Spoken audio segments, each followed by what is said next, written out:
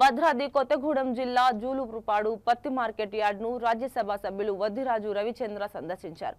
కొనుగోలు కేంద్రాల్లో రైతులు హమాలీల సమస్యలను అడిగి తెలుసుకున్నారు. అనంతరం ఆయన మాట్లాడుతూ కొనుగోలు కేంద్రం వద్ద పర్యవేక్షణ లేకపోవడం ఏమిటని ప్రభుత్వాన్ని ప్రశ్నించారు. దళారులు వారికి నచ్చిన విధంగా రేట్లు కేటాయించి పత్తిని కొనుగోలు చేస్తున్నారని అన్నారు.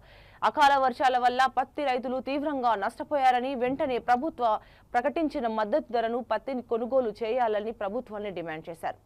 సిసిఐ కేంద్రం ఏర్పాటు చేసి పత్తి కొనుగోలు జరపాలని ఆయన కోరారు. దాన్ని కిసాన్ యాప్ అని పెట్టి యాప్ల ద్వారా గ్రామాల్లో ఉన్నటువంటి రైతులకు యాప్లు తెలియదు, ఇవన్నీ తెలియదు. వాళ్ళకు పండించిన పంటను ఎగ్జాంపుల్ ఇక్కడికి చర్ల వెంకటాపురం అక్కడి నుంచి భద్రాచలం ఏరియా నుంచి భద్రాచలంలో అమ్మకుండా కొత్తగూడెం కాకుండా ఇక్కడ దాకా తీసుకొచ్చి సీసీఐ కనుక కొంటే భద్రాచలంలో కొనొచ్చు, వెంకటాపురంలో కొనొచ్చు, ఎక్కడికక్కడ సీసీఐ కొనొచ్చు. సీసీఐ కొనకపోయేసరికి వాళ్ళ బాధలు అక్కడి నుంచి పండించిన పంటను ట్రాన్స్పోర్టేషన్ ఆటోలలో, డీసీఎంలలో, ట్రాలీలలో తెచ్చి ఇక్కడ ఏన్కూర్ మార్కెట్లో ఇక్కడ పెడితే ఏ రోజుకు ఆ రోజు అమ్ముడు పోతున్నాయి, ట్రేడర్స్ ఉన్నారు, సరుకులు పోతున్నాయి, డబ్బులు వస్తున్నాయి. కానీ 8,110 రూపాయల గిట్టుబాటు ధర లేకుండా 5,000 నుంచి 6,000, 6,500 వరకు కొన్నామని ఒక ట్రేడరే స్వయాన చెప్పాడు. అంటే దాదాపు 5,000కు కనుక అమ్మితే నష్టపోయేది 3,110 రూపాయలు. రైతులకు ఎక్కడ గిట్టుబాటు ధర వస్తుంది? దీని ప్రకారం రైతులు చాలా తీవ్రంగా నష్టపోతున్నారు. అది ఒకసారి మళ్ళీ ఆలోచించాలి. మేము మా పార్టీ ప్రతిపక్ష పార్టీలో ఉండి రైతుల కోసం, రైతుల పట్ల తీవ్రంగా కష్టపడతాం, ఎంత దూరమైనా వెళ్తాం.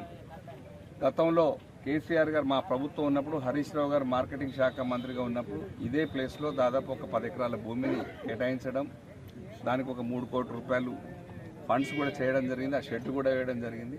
దాన్ని ఇప్పుడు ఉన్నటువంటి మంత్రి గారు ఖచ్చితంగా ఇది డైలీ ఖమ్మంకి ఎంతైతే వస్తుందో డైలీ 10,000 బస్తాలు వస్తాయి, ఇక్కడ కూడా ఈక్వల్గా అంతే వస్తుంది.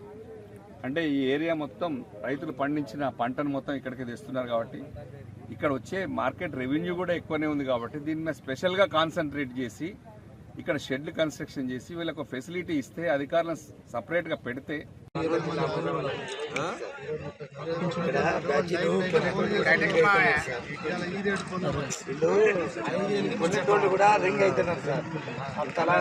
పత్తి తీసుకొని 8,000 నడుపుతుందంటే మేము పోయి అమ్ముకోలేము. అమ్ముకొని రైతుల వరకు వచ్చినాయే కొంటున్నాం, కానీ అమ్మే వాళ్ళు ట్రేడర్లకే ఎక్కువ ఉంటుంది. మేము పోయి అయితే అమ్ముకోవచ్చు. ఓకే, మీరు ఇక్కడ నుంచి తెలంగాణలోనే మీరు జిల్లింగ్ లెక్క అమ్ముతున్నారా? మహారాష్ట్ర, గుజరాత్, రాజస్థాన్. అక్కడ ఏం రేట్ వస్తారు? ఈ క్వాలిటీ వచ్చేసరికి 6,000 డెలివరీ. మీరు 6,700 కట్టారు. అప్పుడు కూడా కట్టిన తర్వాత ఇక్కడ జరిగింది ఏంటంటే సబ్ మార్కెట్ ఉంది. ఖమ్మం జిల్లా, ఉమ్మడి ఖమ్మం జిల్లాలో రెవెన్యూ వచ్చేటువంటి ఎక్కువ పత్తి మార్కెట్ ఇక్కడే వస్తుంది. ఇక్కడ పత్తి మేజర్ పత్తి ప్యాడీ కనుక అది గవర్నమెంట్ కొంటున్నారు. అవన్నీ మొక్కజొన్న